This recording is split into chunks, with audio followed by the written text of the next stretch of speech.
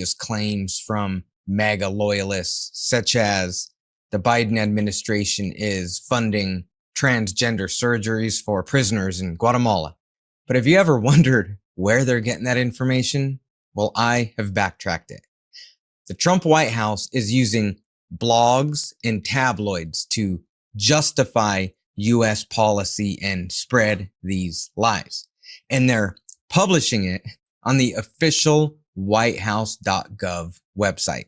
Yes, you heard that right. The official Whitehouse.gov website, the one that is supposed to be the gold standard for factual, nonpartisan, public information, is citing outlets such as the Daily Mail, Breitbart, and the Daily Caller as evidence for supposed fraud, waste, and abuse in foreign aid spending.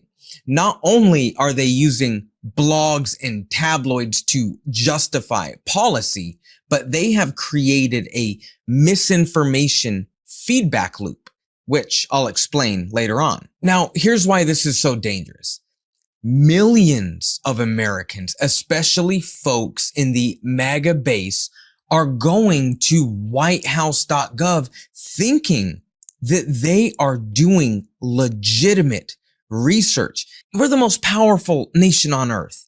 The White House has endless resources to do research and to push out accurate information, but they're not. They're citing blogs and tabloids. And these Americans, they're reading these articles, then disseminating that false information across social media, across Facebook, Reddit forums, group chats, thinking, I got the facts. I'm the one that's doing the research. This stuff is true. It says right there on an official Whitehouse.gov website. So how can I be wrong? But what they don't realize is they are being lied to intentionally. Because when you click on the sources for these outrageous claims, you land on blogs and tabloids. You don't land on official government audits, not congressional reports, not even U.S. government documents, blogs and tabloids. So let me break it down for you. But first, here are the claims directly from the mouth of the White House spokesperson.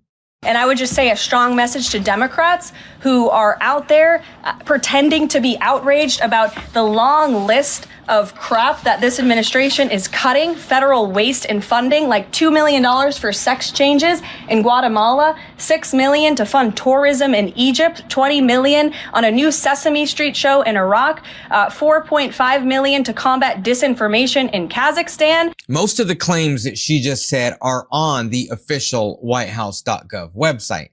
I believe she is reading from that list exactly. And they all have sources to back up those claims. The Guatemala transgender surgery claim, the proof is a tabloid article by the Daily Caller, a hyper-partisan blog co-founded by none other than Tucker Carlson himself. And it's not true. The claim about the transgender surgeries on prisoners in Guatemala, none of that is true. It's literally all made up. There is zero evidence that this claim is true. And that is why the White House is using the Daily Caller, a blog, as proof that it's happening. And it gets worse. I'll get there in a minute. This entire situation gets much worse. But when you try to back out of the Daily Caller, you can't back out of the page. No. You can't leave.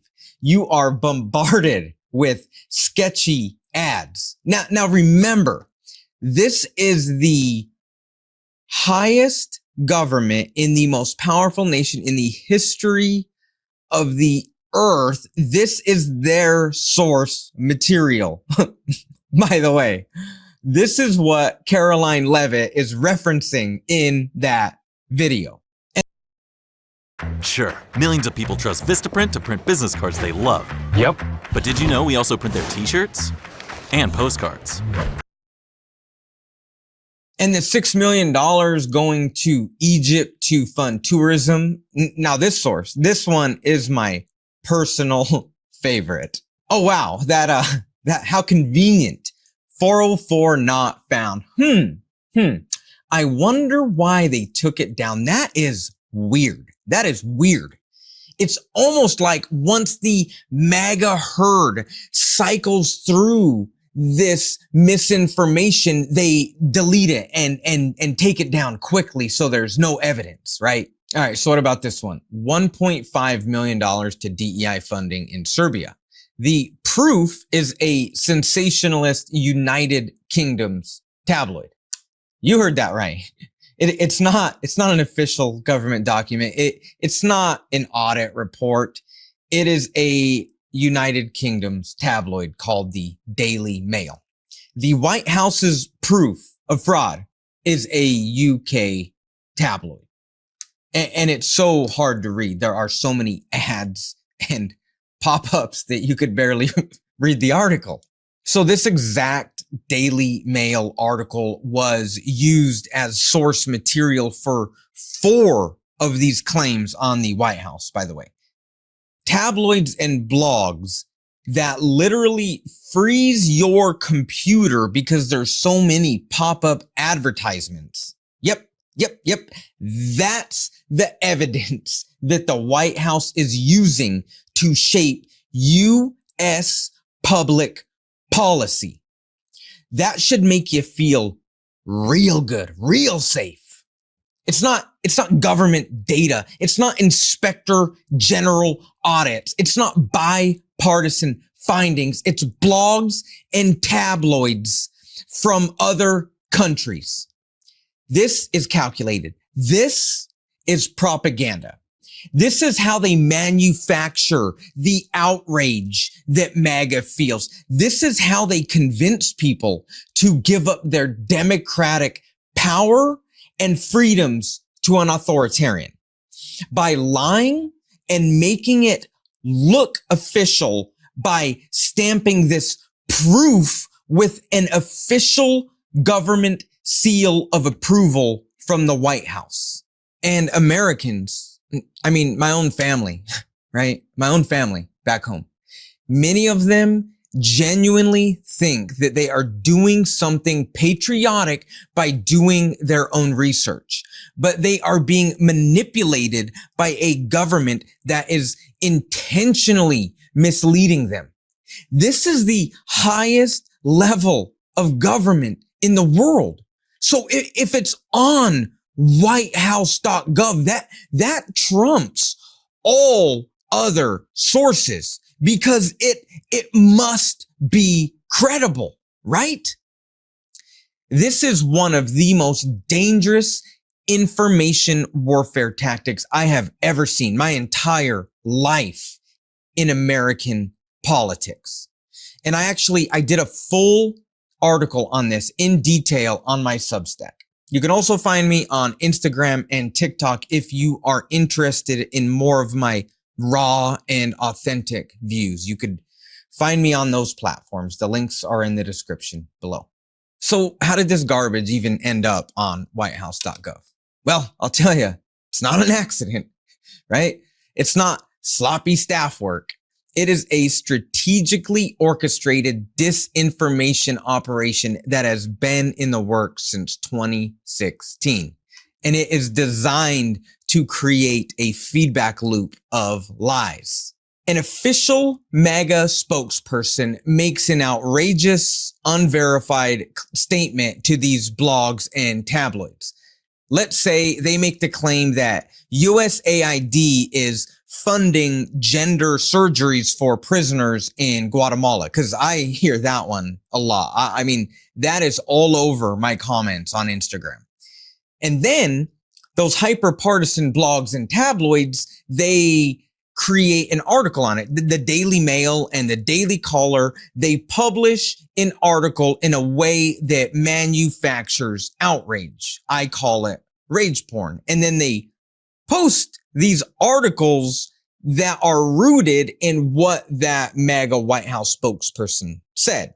And then the Trump White House cites those same tabloids and blogs that got its information from the White House itself. And then they use that as evidence to support the outrageous, wild, unverified claims that they just made. And then they post it on Whitehouse.gov, X, Truth Social. This is serious. I cannot stress how serious this situation is, because blogs and tabloids are shaping United States policy based on a feedback loop of just bullshit. This is a very dangerous time in history for the United States, because now the most credible sources that are shaping our children's future, because the Republicans are passing policy based on this information. It's not scientific studies. It's not government. It's not government audits. It's hyper partisan blogs that is recycled and regurgitated through official government channels based on a feedback loop. That is what's shaping the future for my daughter. On a personal note, for a long time when I came back from war, I gave up on my country. I was so hurt and disheartened. I didn't care about democracy. I didn't care about politics. I was mad at the government. You know, I'm not a professional at this. I don't know why Ben hired me, if I'm being totally honest. But I do know one thing. When my daughter was born, a deep, deep fear took root in my soul for her future. What we think is happening is happening. And much like a broken marriage, I am learning to re-love America and forgive her for past transgressions. And I'm doing that for the sake of my child's future. What I'm doing right now is my life's work, because that is what a good dad would do. Until next time. Can't get enough